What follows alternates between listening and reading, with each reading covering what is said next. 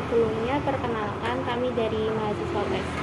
Iya. Kami mendapatkan tugas untuk observasi UMKM. Jadi ini adalah salah satu UMKM yang kami pilih. Apakah Mas sendiri bersedia untuk kami wawancarai? Bersedia. Baik, terima kasih. Nah, sebelumnya boleh kami tahu nama Mas sendiri? Dian. Iya, toh. Kalau untuk pemilik dari usaha ini sendiri siapa, Mas? Untuk pemiliknya itu Pak Handoko. Pak Handoko. Iya, itu di Jakarta. Beliau. Di Jakarta. Kalau untuk sejarahnya sendiri, sejarah berdirinya usaha ini sendiri gimana? Awalnya kan itu sebelum pandemi ya. Jadi pandemi itu kita bukanya awal itu kedai kopi. Kedai kopi berjalan sekitar setahun pandemi, jadi 2020 ya? Iya, sekitar tahun. Iya, sekitar 2020-2021 kita berjalan setahun.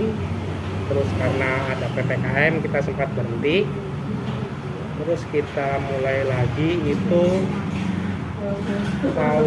awal tahun kemarin baru mulai kembali. Terus dari kedai kopi, terus ini mencoba ke sate kelatak. Berarti baru ya? Untuk sate kelatak ini baru jadinya.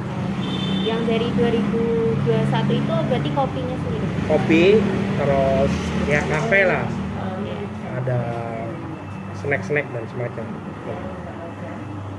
Baik, untuk proses rekrutmen karyawan sendiri gimana, Mas, prosesnya? Kalau untuk rekrutmen kita biasanya kita buka lowongan, terus tapi biasanya buka lowongan dari teman ke teman sih. Nanti ada yang mendaftar, apply, baru ada proses seleksi, baru nanti kalau ada yang diterima kita training beberapa bulan, baru nanti diterima karyawan tetap. Kalau untuk saat ini jumlah karyawan sendiri berapa? Kalau untuk saat ini kita ada 2 cabang, di Kusuma Negara sama di Condong Catur. Itu yang di Kusuma Negara ada 2 orang, yang di Condong Catur 3 orang. Kalau untuk pembagian kerja tiap karyawan itu gimana? Untuk yang karena ini yang di Kusuma Negara ya, yang di Kusuma Negara itu 2 orang itu, yang satu untuk produksi makanan, satu lagi untuk produksi minumannya sama pengasir. Ya. Kalau untuk spesifikasi tiap pekerjaannya itu tadi gimana? Bagian kasir itu hanya ada kayak admin bukunya gitu nggak? Untuk kasir admin laporan gitu ya? Iya, ada. Itu bagian kasir? Iya, kasir sama minuman.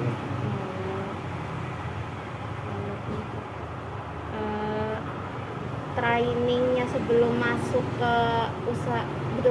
kerja di usaha ini tuh gimana? Trainingnya sih sebenarnya ya standar sih, karena kan untuk penyesuaian menu juga ya, jadi dia belajar untuk menu. Kalau kasir nanti ya belajar pembukuan dan melayani tamu seperti itu. Nanti kalau taking order sebagainya. Kalau untuk permasalahan yang sering terjadi tiap karyawan itu ada nggak, Mas? Kalau permasalahan sih jarang ya, mungkin kalau crowded. Kalau crowded banyak tamu karena karyawan kita terbatas, mungkin agak kerepotan di situ. Ya kalau crowded ini pas lagi banyak tamu aja.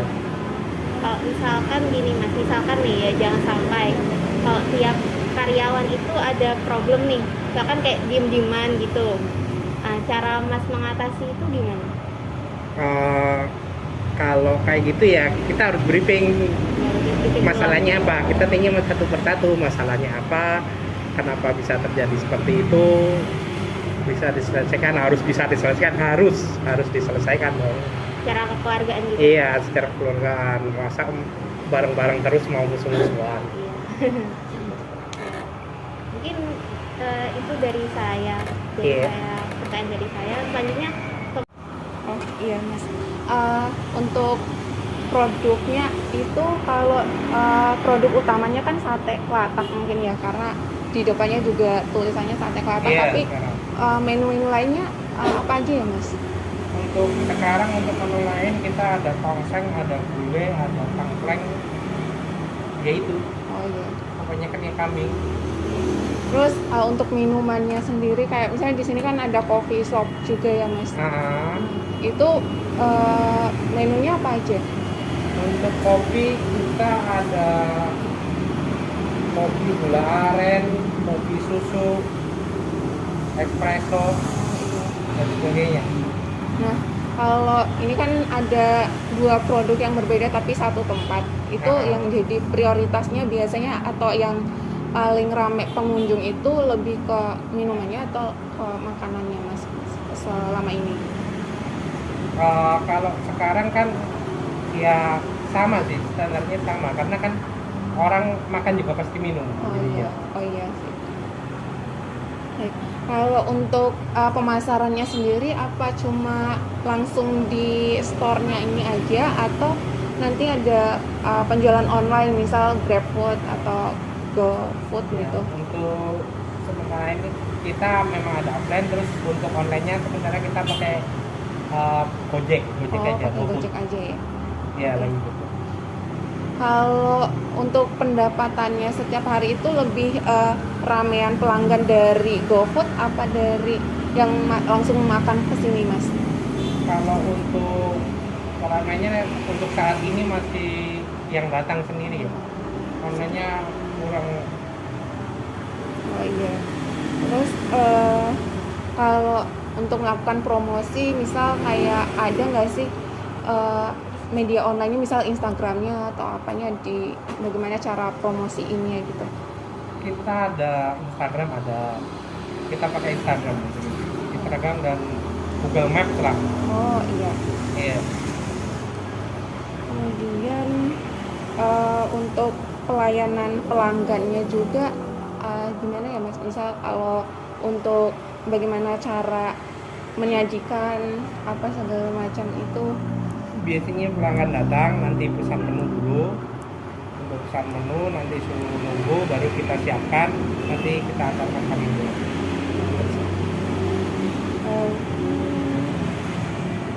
Nah, masalah yang terjadi di pemasaran selama pandemi ini gitu, apakah ada kenaikan yang signifikan atau penurunan yang signifikan? Kalau pandemi lebih ke penurunan sih, bisa untuk pandemi ini